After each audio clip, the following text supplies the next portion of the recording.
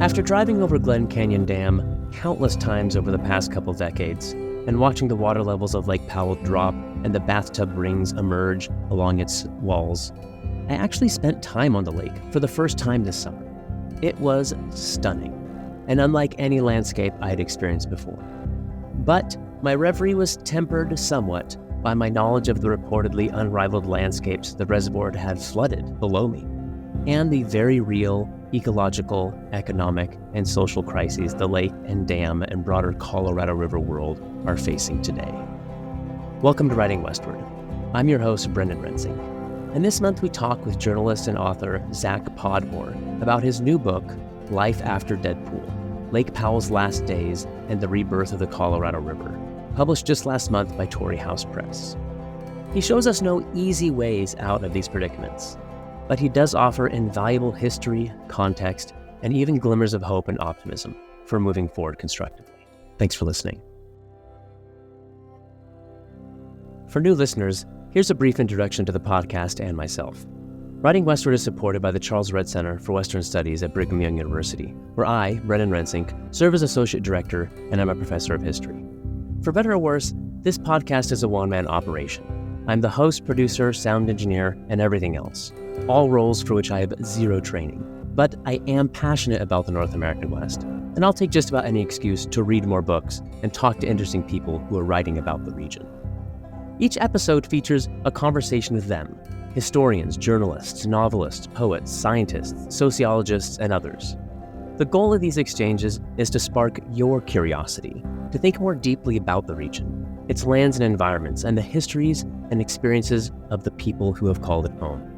If a guest intrigues you, you can find links to their work in the show notes or at writingwestward.org.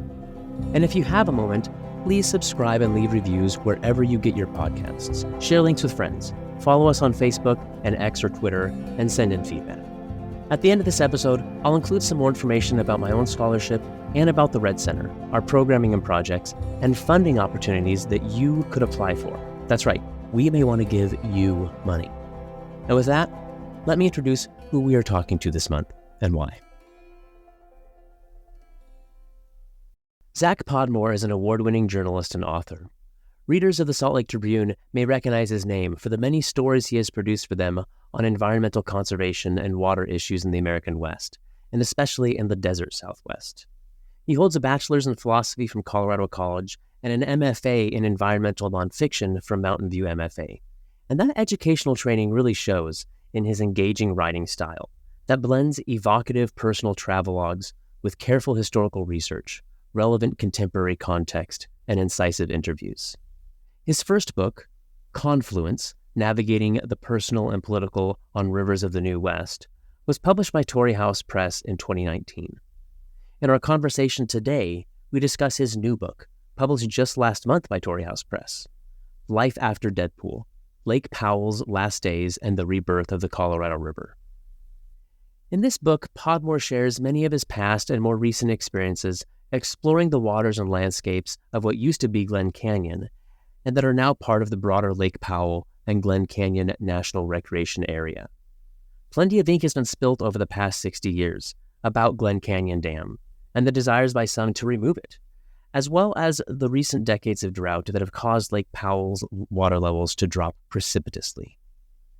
Whereas previous generations have been able to largely ignore the calls for removing or altering the dam, the recently declining water levels have brought us to crisis points where, like it or not, something will need to be done. Podmore's exploration of this world is unique in how he discusses the surprising ecological resilience scientists are discovering as they study the re-exposed canyon floors. Diverse and healthy native ecosystems are rebounding and actually beating out native species along the area's upper reaches. The resulting sense of optimism and hope permeates Podmore's prose, and this not only softens his frank discussions of the unfolding and impending crises along the Colorado River, but elevates talk of potential solutions to a different space than many of the previous doomsday works have. As a result, I think Podmore's book stands to uniquely enhance public discourse and policy on these topics.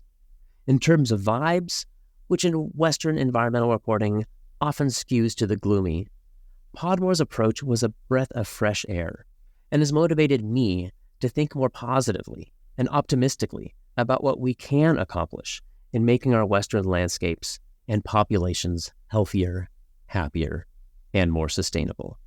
I hope it will do the same for you. Zach Podmore, welcome to Writing Westward. Thanks for having me, Brendan. Good to be here. I hear that you are recording from down in Bluff, a little farther south.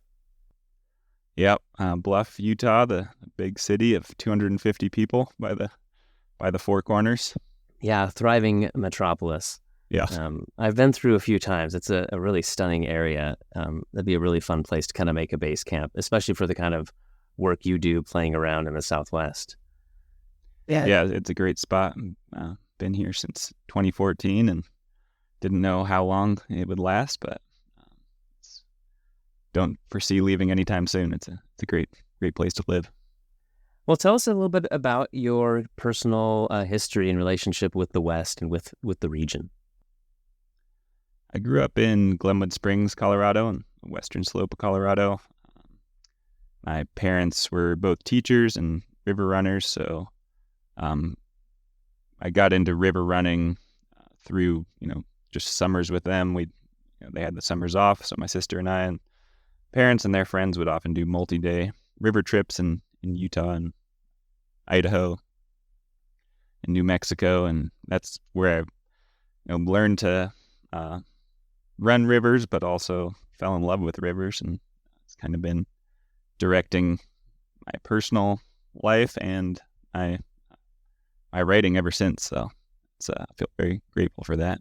Have you had lots of outdoor, be it river or otherwise, exploits in non-American West regions of the country or the world that you kind of have as a counterpoint? Not a ton. I've done some trips in Canada, in Mexico, but those have been kind of one-offs. The rivers I keep coming back to are definitely in Utah. So do you consider yourself a quote-unquote Westerner, whatever that means? I suppose so. It's lived my whole life in the Western U.S., so. Or I guess, how do you view that as an identity marker? Like, what does it mean to you to tell people to say, that you're a Westerner? Yeah, I think growing up in Colorado, I would more adhered to that label, and had some pride in growing up in the West, and had a myth of the American West in my head from reading the great Western writers like Wallace Stegner and Edward Abbey, Ellen Malloy, Terry Tempest Williams.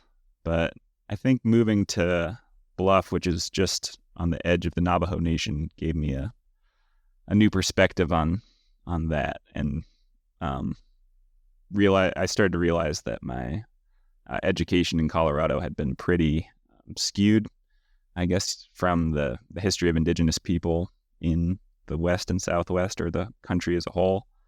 And I started to, you'd hear people in Colorado say, I'm a fourth generation Coloradan, like with a mark of pride. But it's very different than interacting and having friends in Bluff who have countless generations in this area, and made me realize that the West is, a construct from the colonial history of the country in certain ways. But the amount of public land we have, the landscape we have here is so different than anywhere else in the country or in the world, and I definitely identify with, or I see the landscape and the rivers here as a big part of who I am. Yeah, I mean, it's always important, I think, for a lot of us to deconstruct what these identities mean, and especially, like you say, if I'm a such and such generation, Westerner or this or that, and as if that offers us some primacy or superiority or authority, authenticity that others don't have. Indigenous peoples, of course, being kind of the best kind of counterexample to that. But also, the West, especially the modern West, is a highly mobile region, one of the most in terms of demographic mobility. And so not having deep roots is actually in some ways a very Western trait as well. Yeah, that's true. So you've, as a writer and a journalist, you've done lots of reporting. A lot of it has been, most I think has been kind of on environmental science leaning issues. What is it that keeps you, your previous book was on rivers. You mentioned that you grew up river running with your parents and so forth. But in contrast to some of the other reporting you've done, what is it that keeps drawing you back to these, to rivers, not just for play, but for work? Because the prospect of writing, a one-off newspaper piece here and there is very different than writing a book. That's a really big project. And now both of your books have been focused on rivers. So what is it about rivers specifically in the West or the Southwest that keeps drawing you back and making you want to invest so much time and energy in it? Yeah, there's, I think a lot of river runners experience rivers within the confines of a wilderness or scenic section of river that they run. They go to a put-in, drop into a canyon that might not have any roads in it, and float for a few days or a few weeks, depending on where you are, and then come out the other side at a takeout and drive home. And that's how I started experiencing rivers growing up. But I think what draws me to writing about rivers is that a river is like a narrative that you're trying to tell in an article or a book, or that it has certain confines that you can focus on, but it also draws from all these other sources that are kind of outside of the frame. So the river, these scenic sections of rivers that people run, that I enjoy running, are, only part of the story. The river started somewhere in a very different place often, and came through different landscapes, came through farmlands, went through reservoirs, whatever it may be, on the way to get to that more scenic and seemingly untouched section of river. So I think pulling on the threads of where the tributaries are that lead to that place also has narrative threads attached to it, where you can start to look at what the contamination issues are in the river, the political issues with water rights and distribution, and from a starting place of a really specific concrete part of the landscape, you can start to tell a much bigger story that is important to that place. And even you often get kind of a disservice maybe in some cases, where if you focus just on the more remote sections. Yeah, your creative writing colors are really showing through. You're talking about geographic landscape features, but immediately thinking about how can these be used as narrative devices, tributary stories and so forth. Actually reminds me, Paul Formasano, I don't know if you've seen his recent book called Tributary Voices. It's about a kind of literary study about the Colorado River studies, kind of in a way. So check that out. So have you specifically then been drawn to these remote river sections where, like you say, you put in, and then you're in a deep canyon for days. And in some of these, there's no way out other than to keep going down the river, right? Ed Abbey, others, so many have talked about, the draw of wilderness, of and kind of the special qualities of being in a place that's hard to get to, that there's not a lot of obvious human development, things of that nature. Is that a big part of the draw? Is that being isolated, having your entire focus really kind of, there's no distractions, right? It's you, canyon walls, and a river, and there's nothing else to think about for days on end. Is that part of the draw? Yeah, definitely. And the river offering a path of an easy way to move through the landscape, but also being a guide for you as opposed to exploring an area on foot without a trail.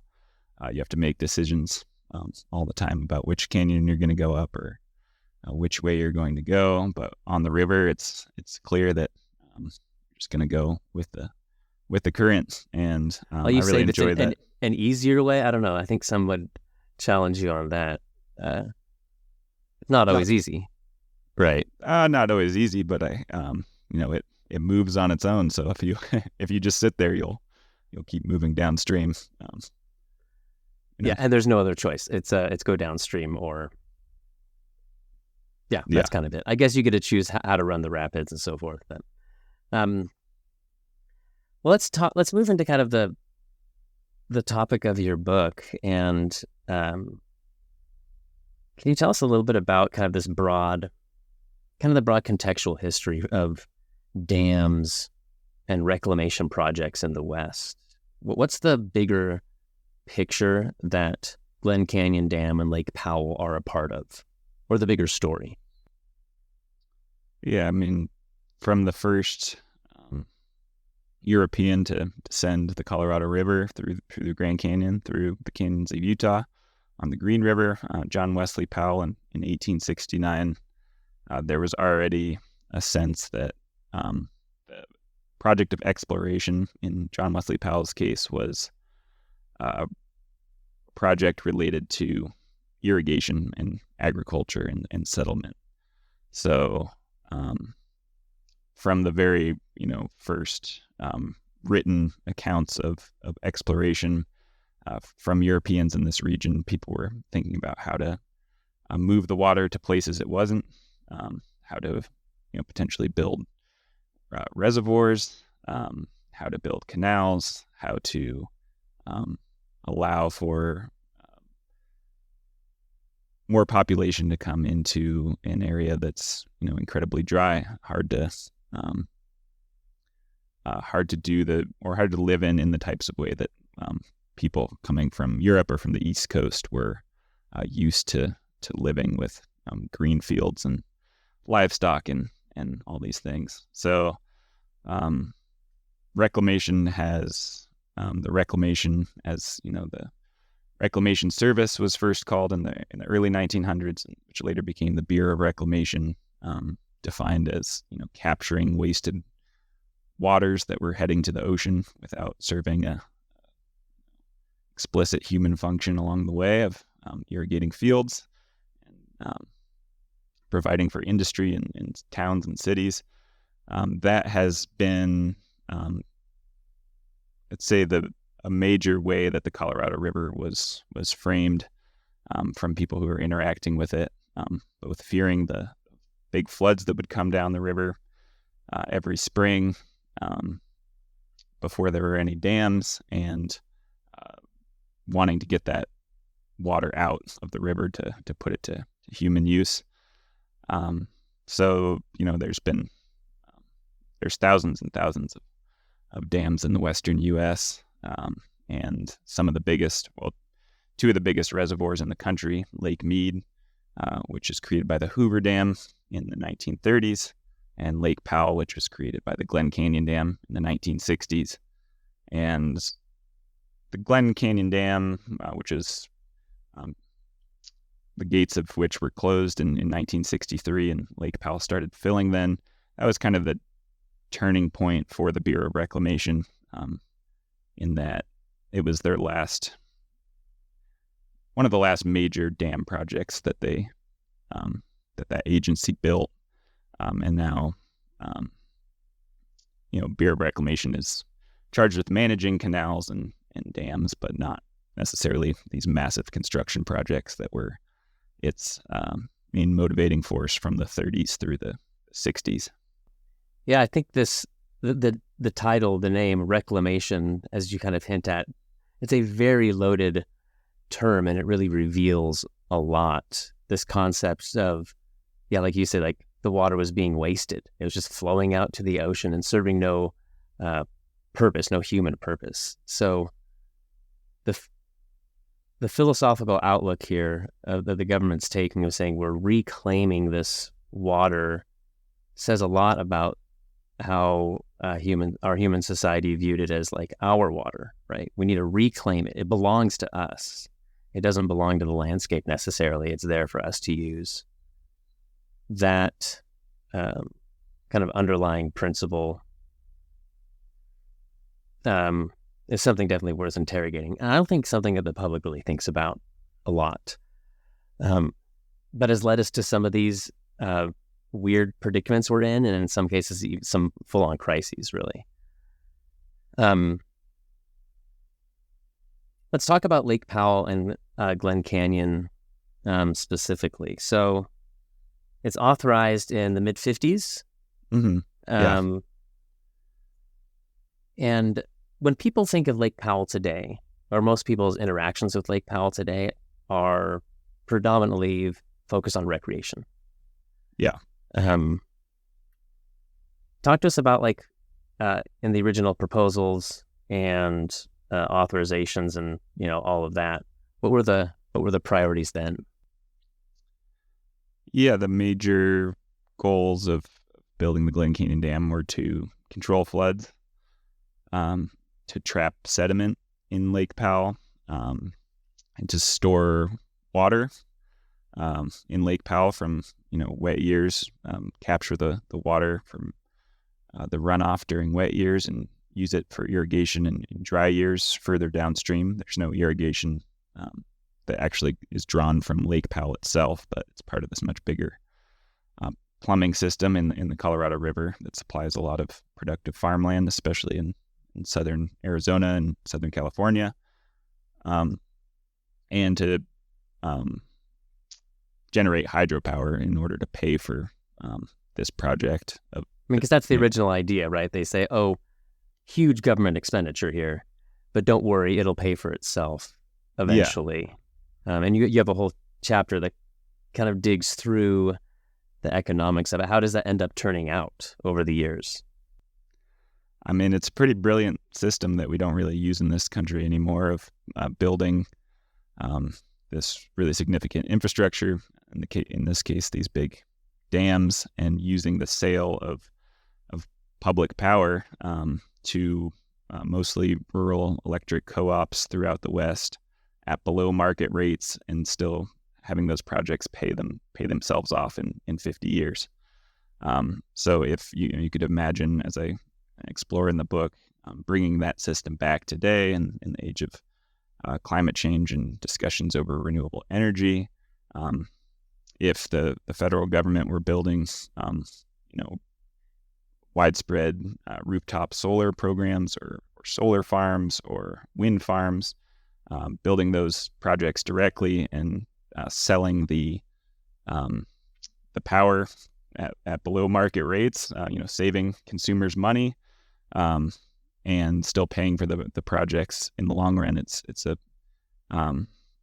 It's something that was used very widely in this country from the New Deal through the 1960s, and has faded away since then.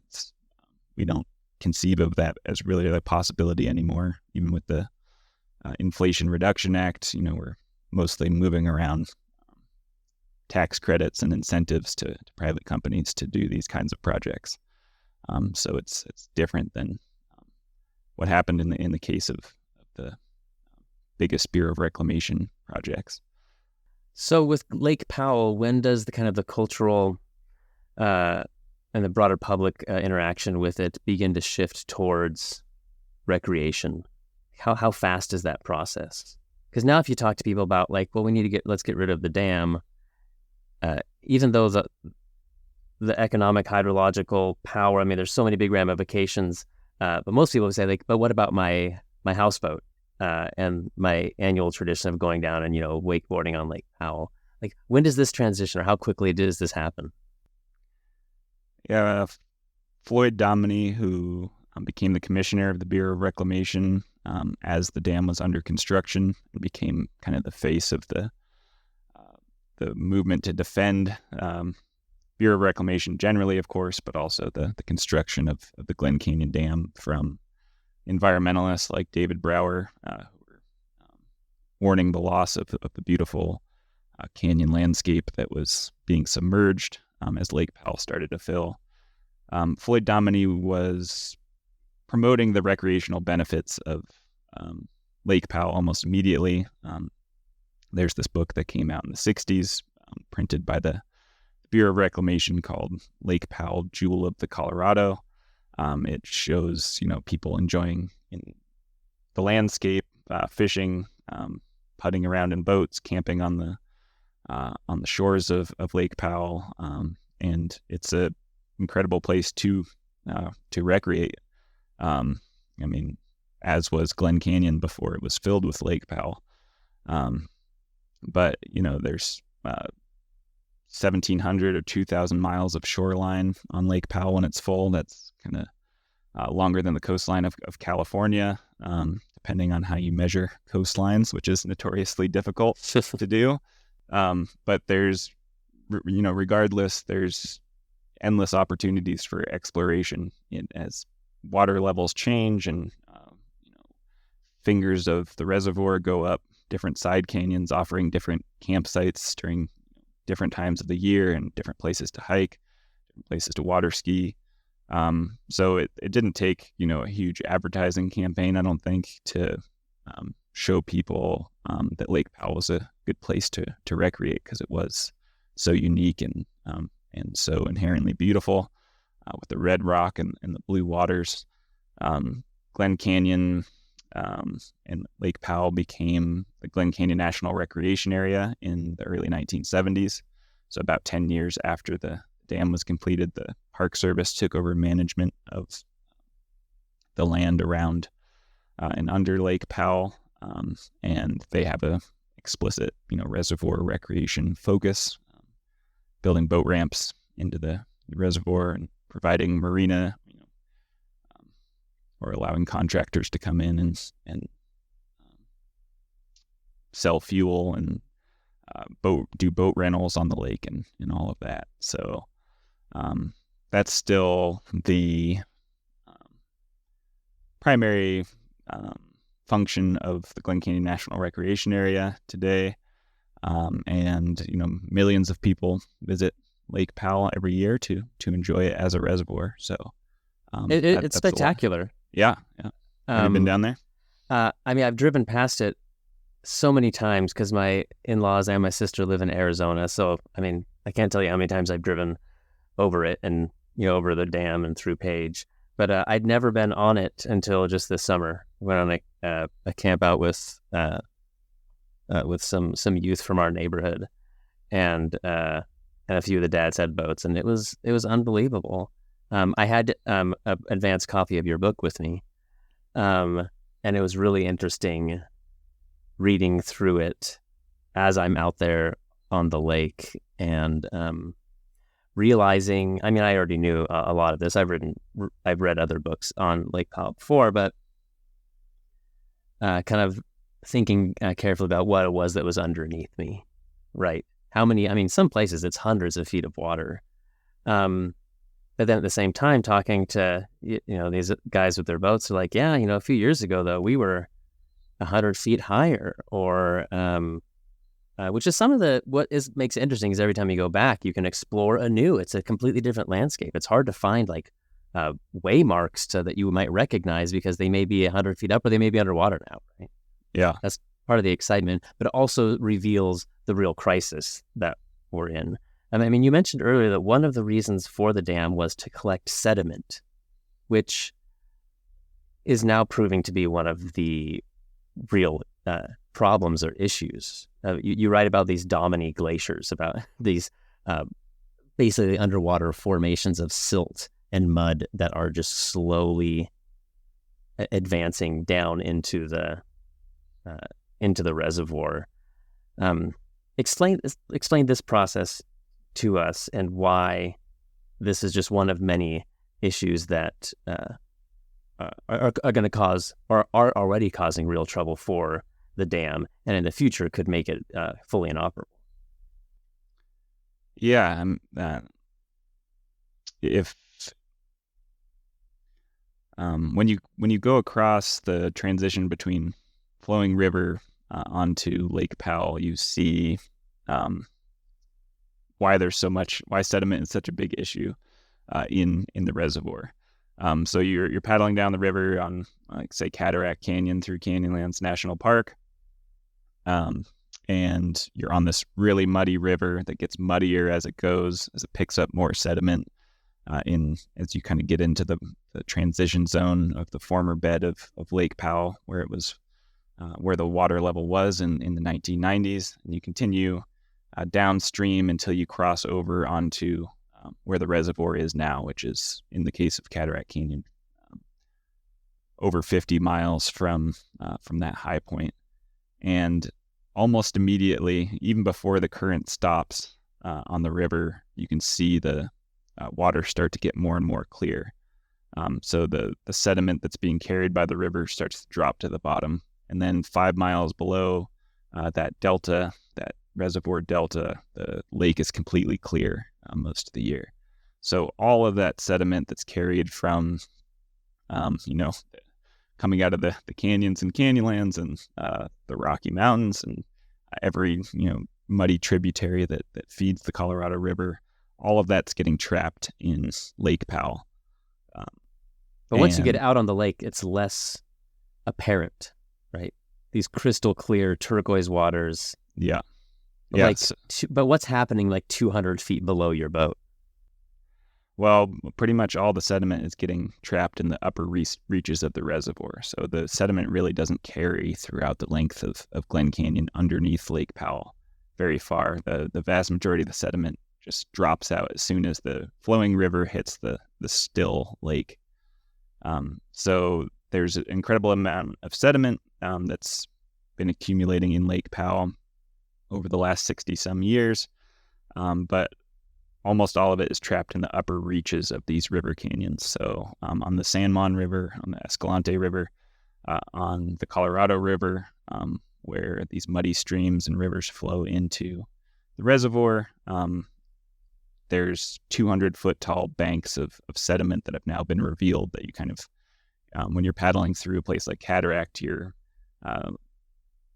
in a small canyon of this often called Domini Formation sediment. It's, the geologic formation named after Floyd Domini, the commissioner of the Bureau of Reclamation, who often talked about the sediment issues in Lake Powell and kind of dismissed them, as that was a major concern early on. So you're paddling through this kind of brown silt canal of Domini Formation that's stuck at the bottom of this, bigger canyon, what you think of as a Utah River Canyon in Canyonlands National Park. And you are really exposed to the quantity of sediment that has gotten stuck in Lake Powell since 1963. And then as you continue downstream, with the parts of Lake Powell that most people are familiar with who recreate there are those clear blue waters where you don't see any of this sediment. And it was, I had assumed before I started writing this book that if Lake Powell were to disappear tomorrow, you'd see that kind of dynamic throughout all of Glen Canyon. You'd see these, brown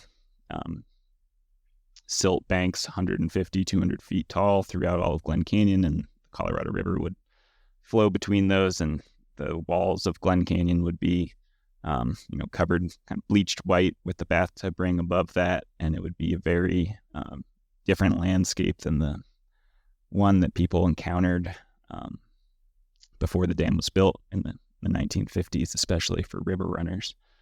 But that's not the case, at least not yet. The sediment hasn't made it into the heart of Glen Canyon yet, at least these giant deposits of sediment, these glaciers you're talking about. They're moving downstream constantly whenever the reservoir is in decline, whenever the reservoir is shrinking. These glaciers are pushing forward into Glen Canyon, but they're still 130, 120 miles away from the dam itself. So you have over 100 miles of Glen Canyon that might have 10 feet sediment in it instead of 200 feet of sediment. But if we wait another 100 years to address this issue, then, those glaciers likely will push through the majority of Glen Canyon, and then any recovery of the landscape. And then they start plugging up the dam. At some point, right? Yeah. What, really briefly, somebody might say, like, well, so what? So it's trapping sediment. But what role does this sediment, silt, all this stuff, what would it have normally played in a Colorado River ecosystem without the dam there? Like, what's suffering downstream? Yeah. Yeah, just downstream of the Glen Canyon Dam is the Grand Canyon.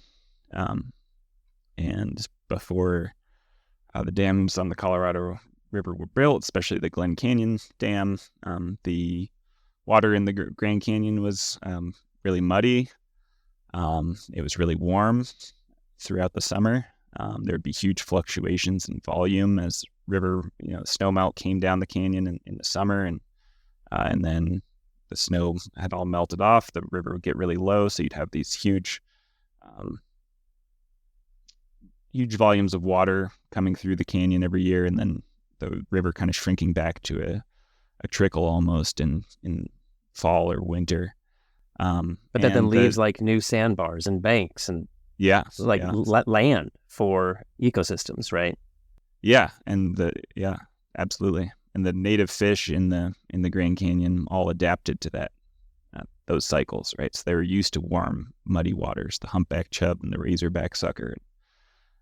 These other fish that evolved over millions of years, being really patient, waiting for the right conditions to reproduce. They're really long-lived fish. They can live up to 30 or 40 years. They sometimes take 7 years to reach sexual maturity. They can go years between spawning cycles.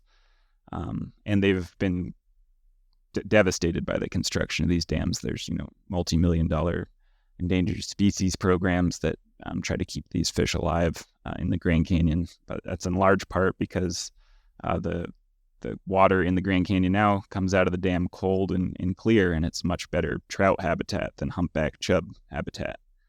And then, like you're talking about with the sediment provided, would build mud banks on the side, places for willow to grow and beavers to live. It would deposit these really beautiful beaches in the Grand Canyon that have been shrinking continuously since 1963, just because that whole ecosystem is starved of sediment, which has had really big effects on the ecology down there. Yeah, you're absolutely right. I know they've done a few these test things where they'll let out a huge amount of water, and from what I've read, it was really helped rebuild some of the sediment and stuff, then moved down, and it was really positive for the ecosystem. But then they ran into trouble because there was some damage in the spillways or something, and it actually wasn't safe to let all the water out at that speed. There's all kinds of trouble. And that's just those high flow experiments that you're talking about. There was one last year. Those are still just releasing clear water from the Glen Canyon Dam, but they're releasing a much bigger volume, 4 times the kind of usual volume you see in the Grand Canyon, 10,000 to 40,000 CFS, more or less. That's cubic feet per second. Even though it's just clear water coming out of the dam, it's stirring up sand that's caught on the bottom of the river, or scraping sand off some parts of the bank and redepositing it in beaches. So they have been successful in rebuilding some beaches through this method, but it's still a shadow of what it used to be when there's this really muddy, sandy river coming down and depositing all that naturally. And then the damage to the dam issue that you referred to, this is really a big deal that's pretty central to some of the concepts in the book. The book is called Life After Deadpool. Deadpool refers to if Lake Powell were to reach the level of the lowest outlets in the Glen Canyon Dam. There's no tunnels, no way to get water out from the bottom of Lake Powell. The lowest outlets on the dam are hundreds of feet above the riverbed. So they're kind of halfway up the back of the Glen Canyon Dam is the lowest place you can release water into the Grand Canyon. So if it lowers past that point, the Colorado River downstream ceases to... I guess there'll still be some other runoff that might come in, but no more outlet out of the upper basin. Yeah, I mean, it's not really possible to lower the reservoir level past those lowest outlets, because you'd think unless the river dried up upstream, but you'd have the Colorado River and the San Juan River flowing into Lake Powell, and then the water in the reservoir would kind of slosh out of those lowest outlets on the dam at Dead Pool. So there wouldn't really be any way that since there's no major diversions from Lake Powell, there wouldn't be any way to get the reservoir level below those outlets. It's kind of hard took me a while to wrap my head around. So there's just there'd just be this huge amount of impounded water. Yeah. That that just sits there. Lake Powell would stretch 100 miles upstream still at Dead Pool, and so there'd be millions of acre feet of water trapped in Lake Powell with no way to get those out and downstream. You just have to kind of wait for water to slosh out of the reservoir or kind of trickle out. So it's a real crisis, but it's even more of a crisis because during that high flow experiment last year, those lowest outlets on the dam, which are called the river outlet works, were used for just 3 days. They're not typically used in dam releases. And in those 3 days, they were damaged. So 120 feet above the river outlet works, there's the hydropower penstocks, which is the main way water is released through the Glen Canyon Dam downstream. But there's a real concern from the Bureau of Reclamation and others that if Lake Powell were to dip below the level of those hydropower penstocks and we were dependent on the lowest outlets on the dam, the river outlet works, that damage could start to occur within the dam, and those would have to be shut off to repair the damage within the dam, and that would lead to that disaster scenario you're referring to of the Grand Canyon drying up and Lake Mead by Las Vegas reaching Dead Pool, and the 27 million people who rely on Colorado River water downstream from the Glen Canyon Dam having their water seriously curtailed or being cut off completely. So it'd have a cascading series of really terrifying effects just kind of based on the design of the Glen Canyon Dam itself. So there's a sense now that maybe we shouldn't be talking about Dead Pool at that lower level at all. Maybe the Dead Pool we should think about is the level of the hydropower outlets on the dam. And the reservoir was just 30 feet above that level last year. So that's what I was going to ask, how close. Yeah. And that's the closest we've gotten since the reservoir filled, right? Yeah. In April of 2023, that was the record low for some people, I think they're like, well, 30 feet, that is an enormous amount of water. But over the course of an average year, how many feet is the lake fluctuating up and down? Yeah, it really depends on what level the lake is at, because the shape of the canyon, basically the lower it goes, the bigger the fluctuations are. So from 2019 to 2022, there was a 100-foot vertical decline in Lake Powell, and then it accelerates the further it goes down. So 30 feet if we had had a bad runoff in 2023 instead of the runoff we did have, there's a very good chance we would have gotten to that minimum power pool level where the hydropower generation would stop from the dam, and things would get very serious for water management throughout the Colorado River system. So we got incredibly lucky that we had a good runoff last year and a decent one this year. But we're still not, Lake Powell's still only 40% full right now. And we're not out of the woods yet by any means. We're still only a few. Yeah, like a couple bad years, right? Yeah, This is all a real downer. And all of the other books I've read about Lake Powell, they're often pretty apocalyptic and dour. And that is actually what was really kind of refreshing. I mean, it's important to be really serious about these catastrophic futures that are maybe not too far in the future. I'm not saying that we should just ignore that, but a lot of what your book does is reveal this really shocking and surprising series of events that are have some optimism and hope, and you're able to kind of spin that into some broader discussions of, actual workable solutions for what to do in the future.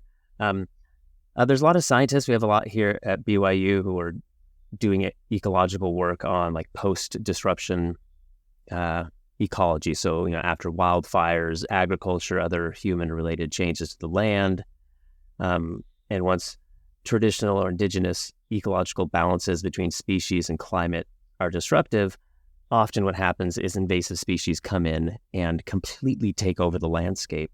And I mean, I can't tell you how many professors and grad students I've given money to here from the Red Center to fund their research into how do we do this? How do we get rid of these invasives and so forth?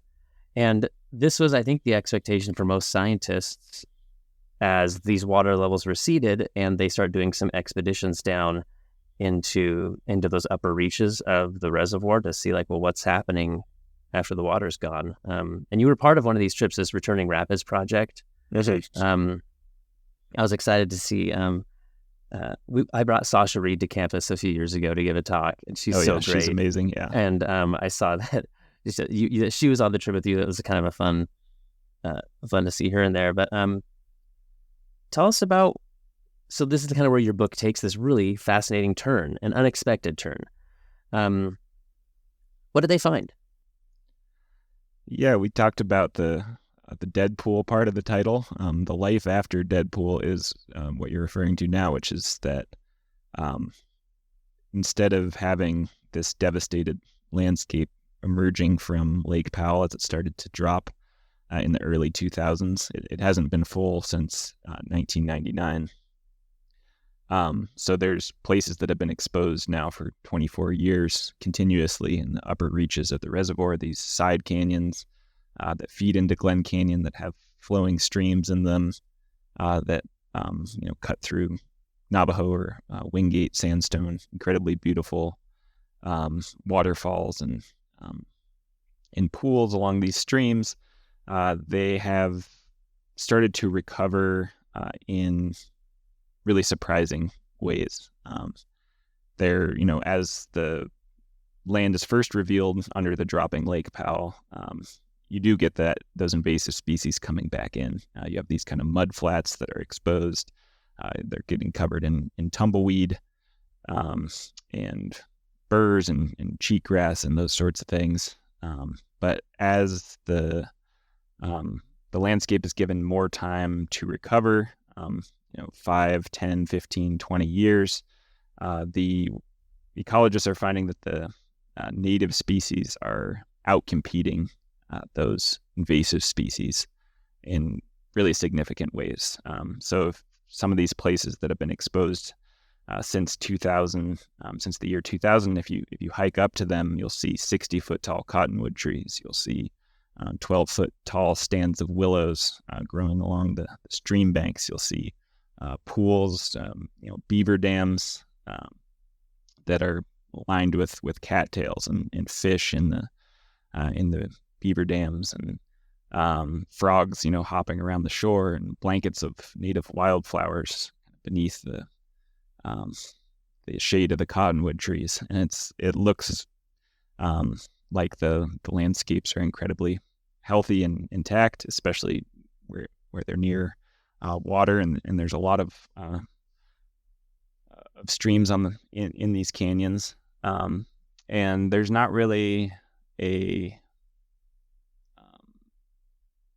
easy explanation that I've heard from the ecologists for why this has happened, because like you mentioned, in other places where there's widespread impact, in this case flooding hundreds of thousands of acres of land, completely wiping out every species that was living there, right? All the beavers and deer and bears and everything that lived in those canyons got pushed upstream. All the plants, of course, died. There's these forests of cottonwood trees that drowned in the 1960s that have been re-exposed, that you can take your kayak through these skeleton.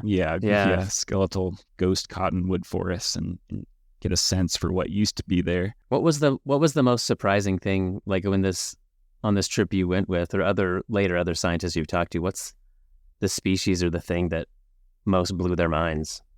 I think it's the diversity of species overall. I mean, this isn't just a few species coming back in, a few native species kind of mixed with the invasives.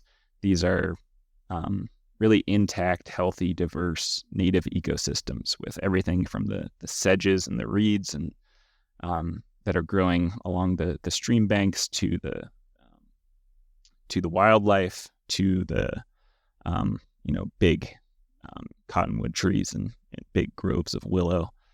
It's all coming back really quickly and diversifying really quickly in surprising ways.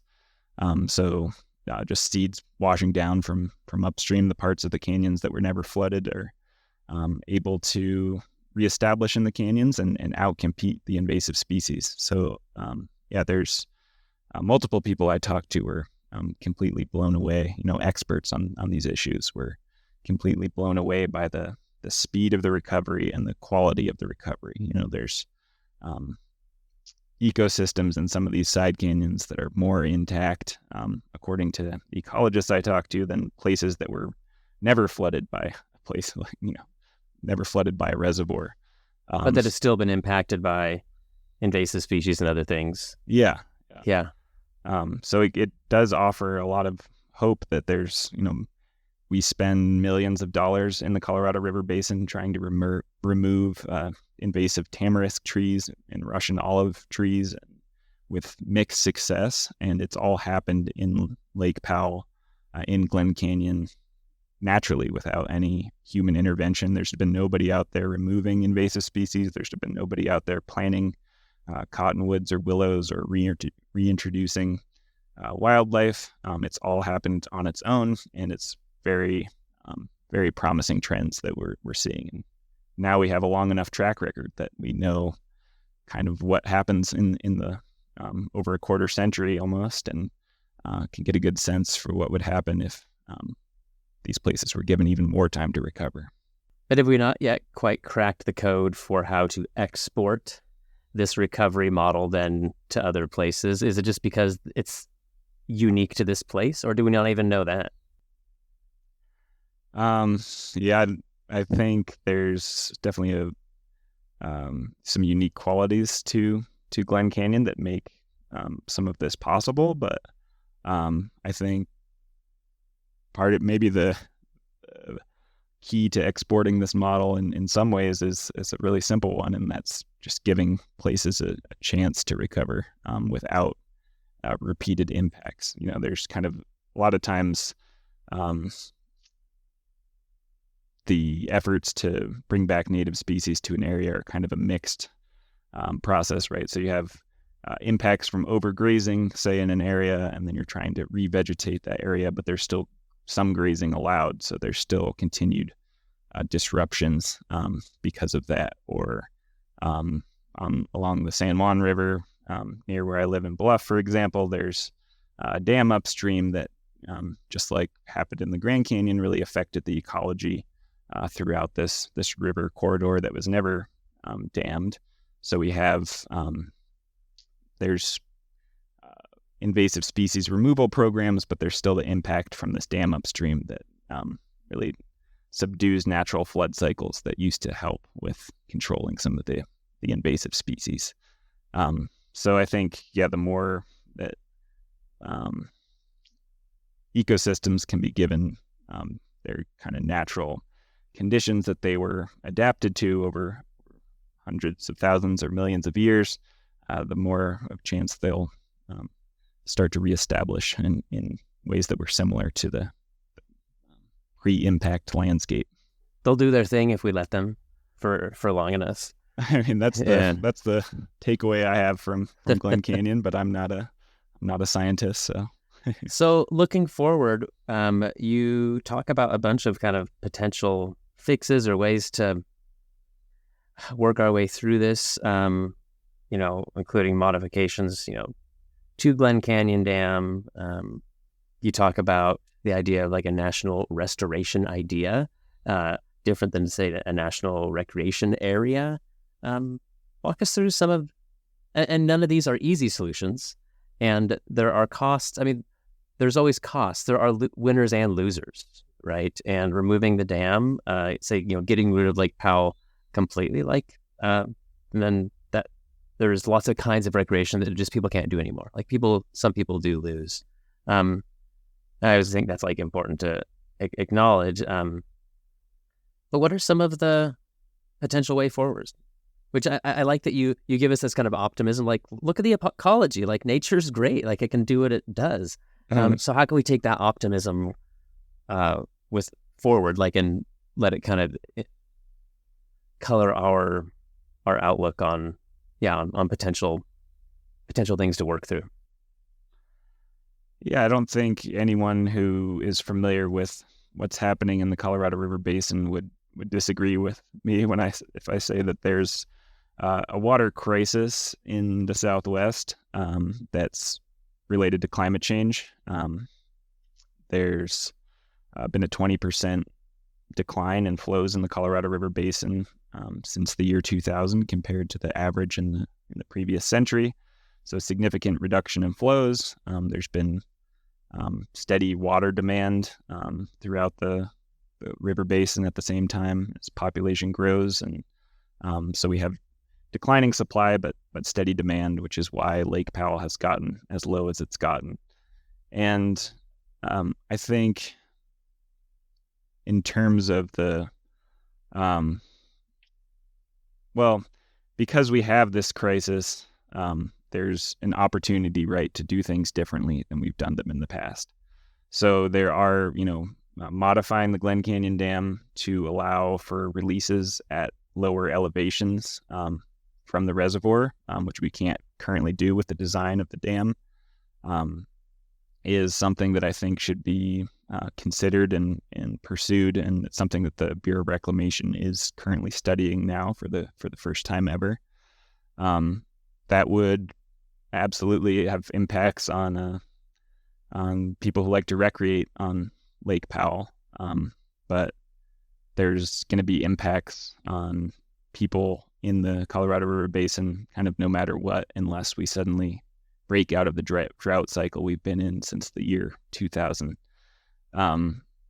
So if there's, even if we don't modify the dam and if Lake Powell continues to drop, there would be no way to easily recreate on Lake Powell. Pretty much all of the boat ramps were unusable in early 2023. There were only a couple that were open. A lot of those have been covered with water once again and are now usable again since the lakes come up. But we were very close to losing hydropower from the dam, to losing access to all the boat ramps on Lake Powell, and to losing an ability to release water from the Glen Canyon Dam. And it's like change is coming one way or the other. Yeah, for recreators and for others, like it or not. Yeah. And modifying the dam would reduce some of the worst risks of the water crisis, where you have a huge amount of water trapped in Lake Powell, no way to get it out easily, and that would be kind of a worst case scenario, right? Of people are having to completely stop water use throughout the basin in an emergency situation, but there's still a bunch of water trapped in this reservoir with no way to get it out.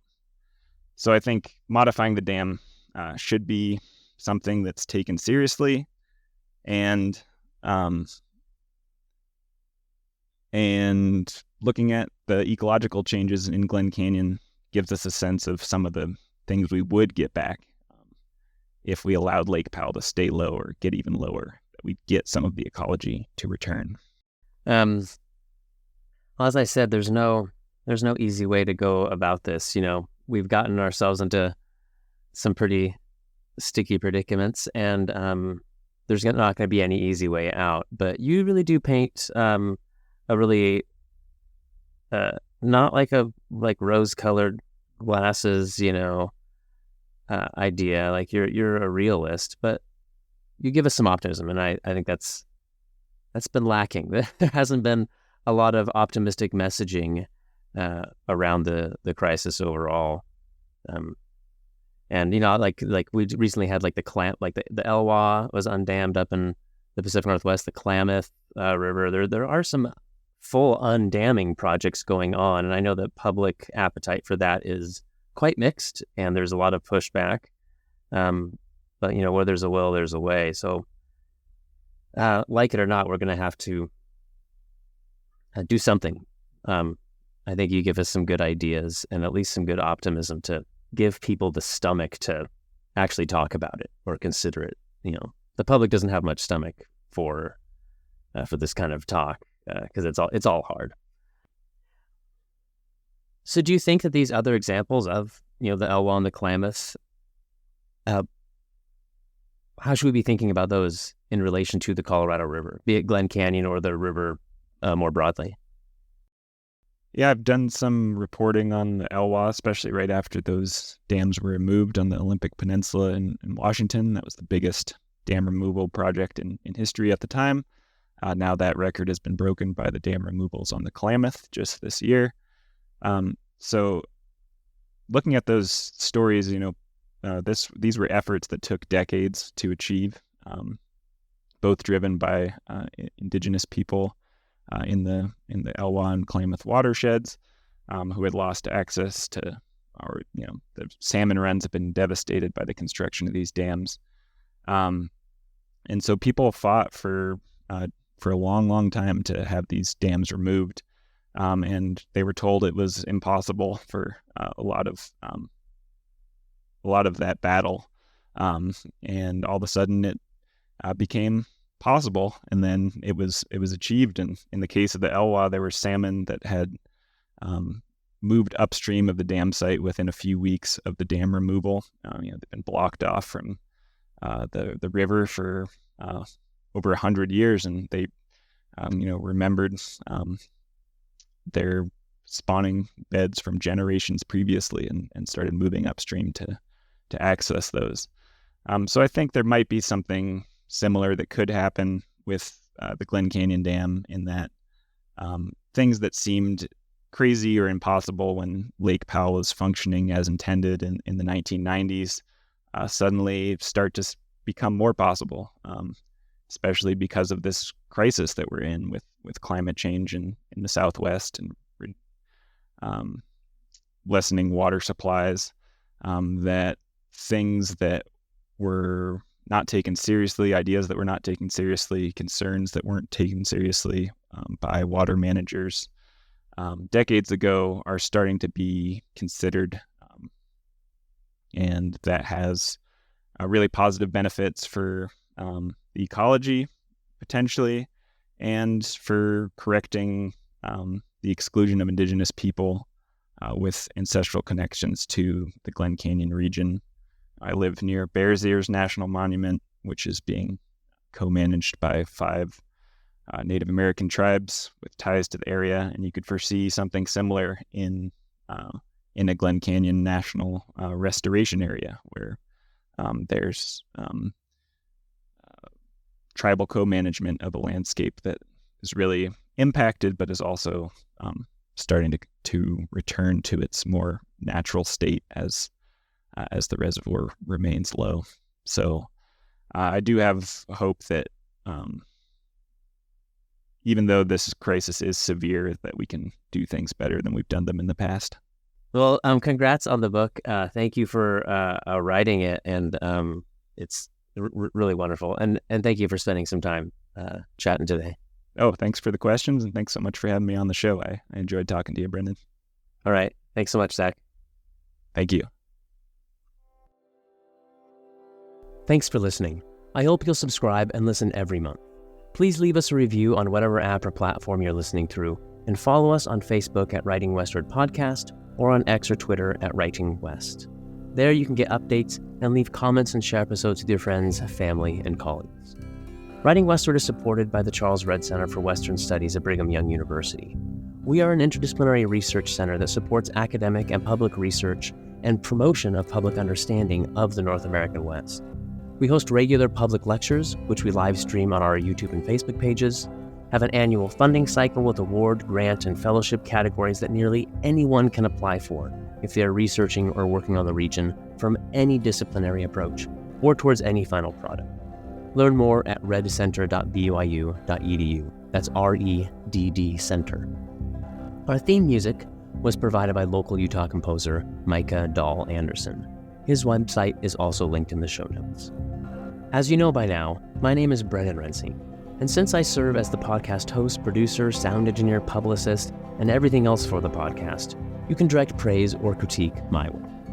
As a historian, I'm the author and editor of a number of books, articles, and chapters on the North American West, borderlands, Native peoples, genocide studies, religion, the environment, and other topics.